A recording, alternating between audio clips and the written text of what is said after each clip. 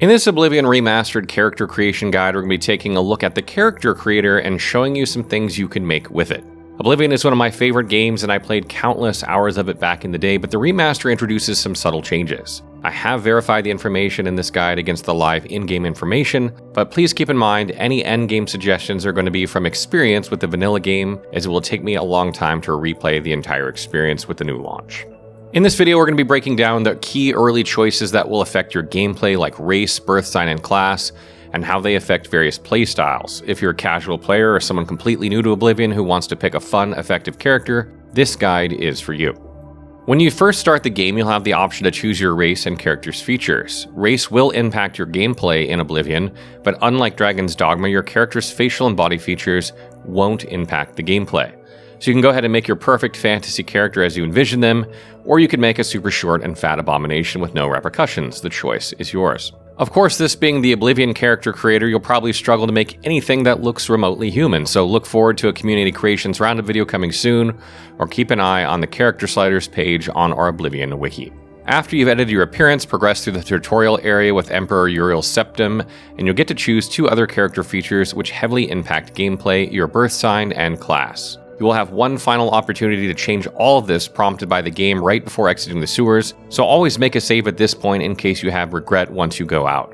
Let's get started with races. All races have a different spread of points into the 8 attributes of the game: strength, intelligence, willpower, agility, speed, endurance, personality, and luck. To give you a brief summary of what these stats do, strength increases damage with melee weapons, intelligence increases your total magicka, resource for casting spells, willpower increases magic resist, maximum fatigue, stamina, and magicka regeneration. Agility will reduce how much you get staggered, increase damage with bows, and maximum fatigue. Speed will increase how fast you move and length of jumps, and endurance increases your maximum fatigue and health and how much you regenerate health outside of combat.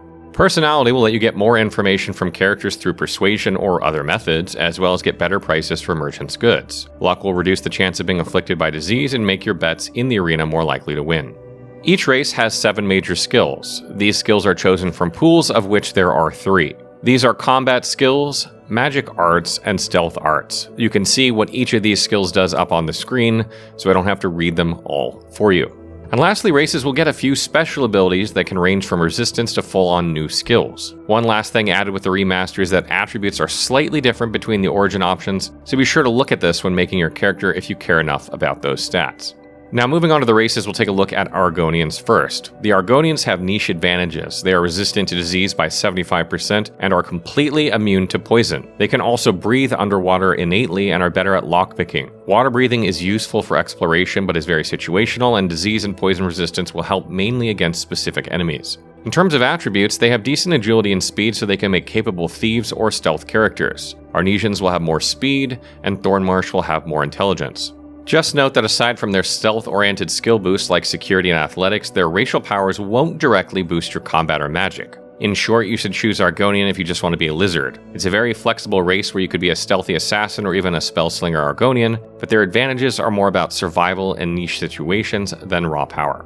Next is Breton. Bretons are often considered one of the best all-around races in Oblivion. They are great for any magical playstyle and also work well for hybrid builds if you want to mix up physical attacks and magic. Bretons have plus 50 permanent magicka and 50% resistance to magic effects, meaning that you'll negate half damage of all spells thrown at you. They also have a special ability called Dragon Skin that grants a 50% shield for 60 seconds, which is fantastic for survivability. For attributes, Bretons start with high intelligence and willpower, making them great mages. Bretons from High Rock will have more speed, and Sistra's Bretons will have more strength. Bretons are pretty much fine for any class due to their magic defense, which is great for beginner survivability when paired with Dragon Skin. The main drawback to look out for is low starting endurance, so they have less health and fatigue early on. Overall, Bretons are very forgiving for new players and are quite versatile. A Breton Battle Mage or Breton Warrior is viable if you compensate for the initial low physical stats, and a Breton Pure Mage is one of the strongest magical races with added survivability. Next is Dunmer or Dark Elf. Dark Elves are balanced fighters who are at their best when mixing melee and magic. They have well-rounded attributes and bonuses in blade and destruction skills, making them great spell swords. You'll put a sword in one hand and a destruction spell in the other. They can also make decent archers with a minor marksman bonus. Dunmer also have a 75% resistance to fire, which is one of the better defensive perks, since tons of enemy mages and creatures use fire attacks. Their special ability, Ancestor Guardian, summons a ghost for 60 seconds, which is honestly not very strong in damage, but it can serve as a decoy to distract foes, which is useful especially early on in the game. When it comes to attributes, their main points are in speed. Vardenfell Dumner will have more endurance, which I recommend, and Mainland Dumner more personality. They don't have the raw strength or endurance of Nords or Orcs, or the Magicka pool of High Elves or Bretons, but they sit comfortably somewhere in the middle. They are slightly lacking in willpower, but if you want a flexible character that can mix and match different playstyles, Dunmer is a great choice. Next is the High Elf or Altmer. High Elves are the ultimate specialist mage race. They start with the highest magicka of all races at plus 100 maximum magicka, enabling more spells from the very beginning of the game. However, in exchange for that, they have a 25% weakness to fire, frost, and shock damage. This trade-off makes Altmer extremely powerful for pure magic users who can leverage the huge magic pool, but a bit squishy defensively. Their main attribute is intelligence, with bonus points into the destruction, mysticism, and alteration skills. Somerset Isle Altmer will have more speed, and Ardon Elves more endurance, which I recommend. If you are 100% on going for a pure mage, then this is absolutely the race for you. Next is Imperial. Imperials are not exactly combat focused and are more focused on charisma. They have no strong elemental resistances or big magicka bonuses. Instead, they are better at diplomacy and mercantile. Imperials start with bonuses to both speechcraft and mercantile, meaning it's a great choice of race for bargaining with NPCs to get better prices or getting some early tips from them. Their special abilities also fall suit with Voice of the Emperor, which can calm down foes or improve NPC disposition, and Star of the West, which will absorb an enemy's fatigue by 100 points, basically weakening or staggering them. For attributes, Imperials will have high points in personality while lacking in agility. Nibene Imperials will have more speed, and Colovia Imperials more willpower. They don't have extra magicka or combat buffs, but they are versatile enough to play a knight, rogue, or pilgrim, but you won't get any early game crutches. If you want a neutral jack-of-all-trades start and maybe enjoy the role-playing of being a native Cyrodiilian hero, Imperial will be a good fit for you. Next is Khajiit. Khajiit are agile and stealthy catfolk perfect for thieves and assassins. They have high agility and decent speed, as well as big bonuses in acrobatics, sneak, and security. As such, you'll likely be specializing in quick melee combat such as dagger strikes or hand-to-hand. To complement the assassin playstyle, they have a night vision ability, Eye of Night, which is useful for dungeon sneaking or nighttime theft. They also have Eye of Fear, which demoralizes an enemy and can make an enemy up to level 25 flee, which is a great panic button if you're overwhelmed. Their main drawback is that they aren't as strong in real combat. They start with lower strength and endurance than some races and lack any resistances. Palatine Khajiit will have improved endurance, which I recommend, and Anaquina will have higher strength. A Khajiit pure warrior would be tough on you in the early game, but if you're looking to play as a sneaky thief or assassin, Khajiit are the perfect choice. Next is Nord. Nords are burly melee fighters from Skyrim, ideal for anyone looking to play a straight-up warrior. They begin with very high strength and endurance, meaning they hit very hard with melee weapons and can take a lot of damage, but their point spread is not very versatile for other playstyles. Western Nords will have more endurance, and Eastern Nords will have more willpower. Their skills include bonuses in blade, blunt, heavy armor, and Nord abilities revolve around frost and defense. They have 50% frost resistance and 2 greater powers. Woad, which is a 30-point shield for 60 seconds you can use once a day, acting like temporary armor, and Nordic Frost, a 50-point frost damage touch attack. These give Nords a bit of a special capability to complement their combat. In general, Nords are great for tanky warrior builds. You'll start strong in melee, and Woad can save you in tough fights by reducing damage taken. They're less suited to stealth or magic. A Nord mage will have low magicka and no magical buffs, and lower agility makes being a thief a pain. Generally, if you plan to wield swords, axes, or hammers and wear heavy armor, then Nord will be a perfect choice for you.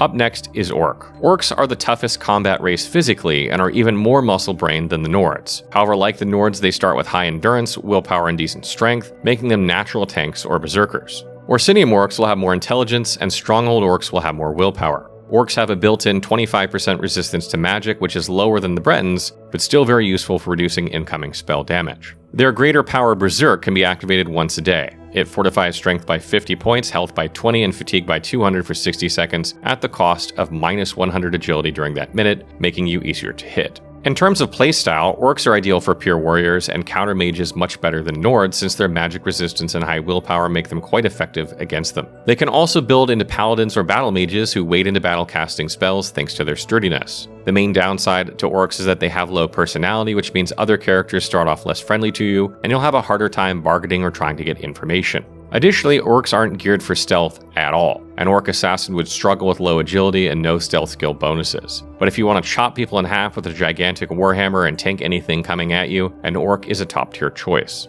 Next up is Redguard. Redguards are debatably the best offensive melee race in Oblivion. They start with the highest strength and also high endurance similar to Norns. Dragontail Mountain Redguards have more strength and Alikir Desert Redguards have more personality. They have 75% resistance to poison and disease, and they have combat skill bonuses for blade, blunt, athletics, and more. Their greater power Adrenaline Rush grants plus 50 to strength, endurance, agility, and speed, plus 25 health for 60 seconds, and can be used once a day. This skill is super cracked, basically turning you into a whirlwind of blades, which you can use when you're in trouble. For playstyle, Redguards are great for fighters, barbarians, or crusaders. Any class where you're running in and slicing or beating enemies up with swords or maces is the focus. They're also decent for combat archers or scouts since their speed and agility can be buffed. For a beginner who wants an aggressive melee character, Redguard is one of the most forgiving choices because you hit hard, move fast, and have the Adrenaline Rush panic button if things go south. And last is Bosmer or Wood Elf. Lastly, Wood Elves are made for stealth and archery. They have a natural marksman plus 10 skill bonus, plus 10 to sneak, and other stealth skill boosts, along with high starting agility and speed, all perfect for a thief archer playstyle. Reaper's March Bosmer will have more personality, and Grotwood Bosmer have more endurance. They have 75% resistance to disease, and their greater power Beast Tongue lets them command a creature up to level 5 for 60 seconds once per day, which can distract enemies in the early game. In terms of negatives, Beast Tongue will be more or less useless at high levels since commanding low-level creatures won't matter later, and they lack bonuses to melee or magic, so a Wood Elf warrior or mage will start at a disadvantage. For a beginner who wants to play a classic stealth archer or nimble thief, Bosmer will be your best bet. Next up are Birthsigns. Once you get further into the tutorial, you'll get options for a Birthsign that grants unique bonuses. There are 13 Birthsigns in Oblivion. You can choose only one for your character, which will be a permanent choice, granting either permanent attribute boosts or special spell-like powers. These bonuses last all game, so be cautious about signs that come with a downside. The following is a breakdown of each Birthsign and who benefits from it the most. The Warrior. This sign gives a permanent plus 10 to strength and plus 10 to endurance, making it an excellent choice for any melee or physical character. The strength boost means higher melee damage and carry weight, endurance means more starting health and faster health growth. Additionally, there are no downsides, it's a straight stat increase. Warriors, knights, barbarians, anyone who will be hitting things or getting hit benefits from the warrior sign. Even stealth characters or mages can use it if they want for a bit more carrying capacity and durability. This sign will likely work best with Nord or Redguard warrior playstyles. The mage grants plus 50 magicka permanently. This is a pure positive for spellcasters because more magicka means more spells before having to let it replenish, and like the warrior, it has no negative effect. For mages and battle mages, the mage sign is a very safe and strong choice. You instantly get a larger mana pool to cast with. It's essentially a smaller version of the Altmer's magicka bonus, but any race can take it. Even non-mages can take this to have more magicka for utility spells, but usually fighters and stealth characters prefer other signs. This sign will work best for Breton mages to stack on top of Breton's plus 50 for a total of plus 100 magicka. The Thief grants plus 10 agility, plus 10 speed, and plus 10 luck. This sign is tailor-made for stealthy characters. Agility boosts your marksman damage and fatigue and helps you avoid being staggered. Speed makes you move faster, which is always nice for melee kiting or quick escapes. And luck gives a small improvement to all skills, although it is the worst game stat. Again, there are no drawbacks. These are just permanent buffs. Obviously, thieves will benefit the most from these buffs, but even a combat character might enjoy the extra speed and luck if you aren't looking for a direct combat buff. The Steed gives plus 20 speed permanently. Plus 20 is a pretty noticeable boost as it's 2 free levels worth of speed and will increase both running and swimming speed. This sign is great for players who value quick movement in combat. Maybe you're playing a kite and shoot archer or a character in heavy armor which makes you slow, or simply someone who likes to explore a little bit faster. While it won't directly increase your combat power, being faster can help you dodge, escape, or reach enemies more quickly. For who this will work best with, it's an option for Bosmer archers or maybe light armor Redguards, but keep in mind that speed is easy to level in Oblivion, so it will largely only be helpful in the early game. And also note that the remaster added a sprint feature, so this one will be even less exciting than it was in the original version of the title. The Apprentice gives a massive plus 100 magicka on top of your race's bonus, which is even more than the Mage, but you gain a 100% weakness to magic, making the Apprentice only for those who want to be a glass cannon mage. For a spellcaster, the Apprentice can be worth it if you know how to play carefully. You'll have as much magicka as a high elf, even more if you are a high elf, which is fantastic for offensive casting. If you take this sign, you can play safe with a Breton mage to offset the weakness with Breton's 50% magic resist, or go on full glass cannon with a high elf to create the ultimate glass cannon build. The shadow grants a greater power called Moon Shadow, which allows you to become invisible for 60 seconds once per day. Invisibility lets you sneak past enemies or set up a backstab. As long as you don't interact with the world, attacking or opening doors cancels it. This sign is obviously geared towards stealth players, especially assassins who might use that 1 minute of invisibility to get out of a tight spot or ensure a critical hit from stealth. Though do note that stealth characters eventually get chameleon or invisibility magic later on, as well as Joan's Shadow quite early into the game. You can combine the 1 minute of invisibility with this skill, with more invisibility buffs later down the line, so if that sounds appealing to you, then you can try this Birthsign. The ritual provides 2 spells. The first is Mara's Gift, which is a powerful restore health spell that heals 200 points of your health once per day. This is effectively a full heal for most of the early game. Second, Blessed Word casts Turn Undead in a 100-foot area for 30 seconds on level 25 and lower undead, once per day. This will cause most undead enemies to flee from you for half a minute. Dunmer will most likely work best with this Birthsign since it mixes both melee and magic, but it's a very versatile sign that anyone can use. The Atronach gives a massive plus 150 magicka and 50% spell absorption. Spell absorption means half of the spells that hit you will replenish your magicka instead of harming you, effectively absorbing magic attacks. However, you do have the debuff Stunted Magicka, meaning your magicka does not regenerate over time at all. With this sign, you'll rely on alternative ways to regain magicka such as potions, spell absorption by letting enemies hit you with spells on purpose, or using special stones, Ayleid Wells, and enchantments. For a pure mage, the Atronach offers an enormous mana pool and some defense, allowing you to cast far more spells in a burst, but managing your magicka with potions will get tedious, and if you run dry in the middle of a fight with no potions, you can't cast until after the fight. This sign will likely suit a battle mage or spell sword best as they mix weapons and magic. You can slash enemies to death and save magicka for when you really need it. If you're a mage-loving player who doesn't mind micromanaging and wants the largest magicka reserve possible, the Atronach is incredibly powerful. But for a casual, enjoyable mage experience, the mage or apprentice are usually better choices. The Tower is a utility-focused sign granting 2 lesser powers for lockpicking and detection, as well as a minor combat effect. First, Tower Key lets you open an average lock level 50 once per day instantly, so you can loot places or chests without investing in security skills early on. Additionally, you can cast a Reflect Damage spell reflecting some melee damage back at attackers. Like the Shadow and others, these are limited use abilities and not constant boosts. It's a valid choice for a thief or rogue playstyle, but most agree that this sign is one, if not one of the worst Birthsigns. The Lord increases armor rating by 15 and increases magicka resistance by 15%. This is a Birthsign that's been updated since the original game. This is a great choice for a tanky character or really any character that needs to hit the magic resistance cap. For a warrior or any character focused on combat, the Lord Birthsign provides a straightforward defensive advantage without requiring investment in magic skills. It's particularly effective when facing a balanced mix of physical and magical enemies, ensuring that you're well protected against both forms of attack. However, the Lord doesn't provide any offensive benefits or healing, so it might not suit a character who needs versatility or support. Overall, it works well for builds focused on survivability like tanks or heavy armor users that will be getting hit often. The Lady grants plus 10 willpower and plus 10 endurance. This is another excellent no downside sign.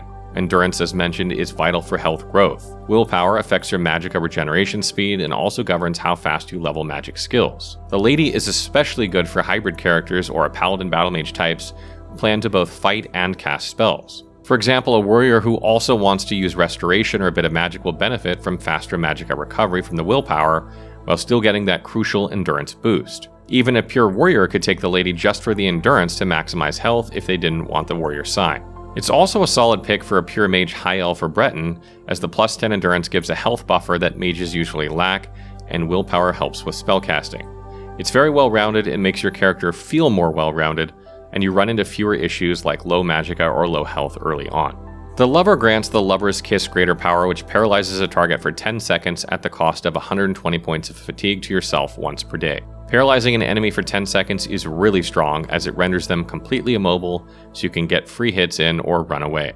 However, the huge fatigue loss means after using it, your character will likely be exhausted, leaving you unable to move fast or attack effectively until your fatigue regenerates. So in practice, this is a double-edged tool. You take one enemy out of the fight, but you also leave yourself extremely vulnerable if other foes are around. It's best used in one-on-one situations or as an opening move against a tough enemy. The best playstyle to use with this would be with the Imperial race, since you can use the Greater Power Star of the West to get back all that fatigue instantly. However, potions or poisons can replicate similar paralysis effects later, so keep that in mind when selecting this Birthsign.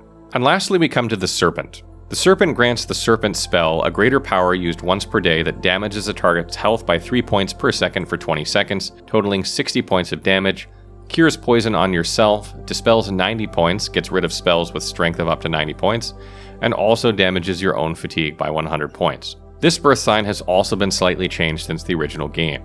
The primary benefit of the Serpent is the ability to both damage an enemy and cleanse poison or dispel magic, which can be useful in very specific situations. However, the self-damage and fatigue drain can be annoying to deal with. You can replicate the poison damage over time later on in the game with potions or spells. The Serpent is probably best suited for magic-focused characters who are looking for a way to quickly deal with poison or magic effects, but its drawback makes it less appealing than just taking the mage.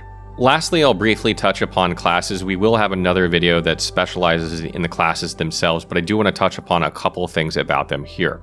Classes determine your character's specialization, favorite attributes, and major skills. You can either choose one of 21 pre-made classes or create your own class with custom stats and skills, and even name it. Every class specializes in combat, magic, or stealth. This choice gives all skills you choose under that category a +5 bonus, and makes those skills level 10% faster. For example, if you chose a combat specialization and took blade, block, and heavy armor skills, those skills would have a +5 bonus and level 10% more quickly. If, however, you threw in a magic skill, let's say alchemy, it would not get those bonuses. This encourages you to try to keep the majority of your skills in the same specialization, with maybe 1 or 2 deviations. You get to choose 2 attributes to get a +5 bonus each at character creation. E.g., a pure mage would probably pick intelligence for magicka and willpower for magic regeneration, whereas a warrior mage mix might go with intelligence and strength. If you're making a custom character, make sure you stay away from choosing luck as 1, since luck is by far the worst late game attribute. If you're a beginner, choosing a class with endurance as a favorite attribute will be easier for you, since endurance equals more health.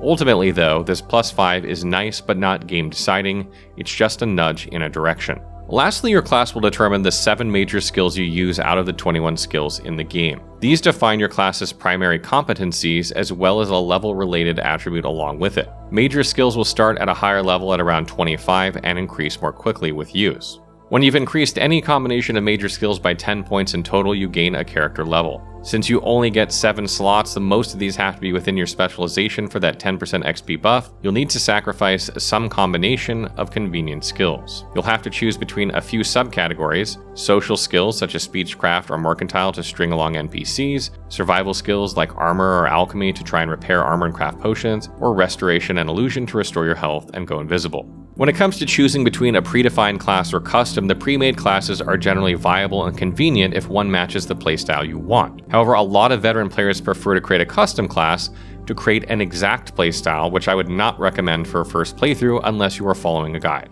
For a casual player, don't be afraid to use a default class if it sounds right. They are not bad no matter what people tell you, just not exactly min-maxed. For example, the Assassin class is great for a stealth kill play, giving you sneak, marksman, acrobatics, security, light armor, alchemy, and blade, which is basically everything you need.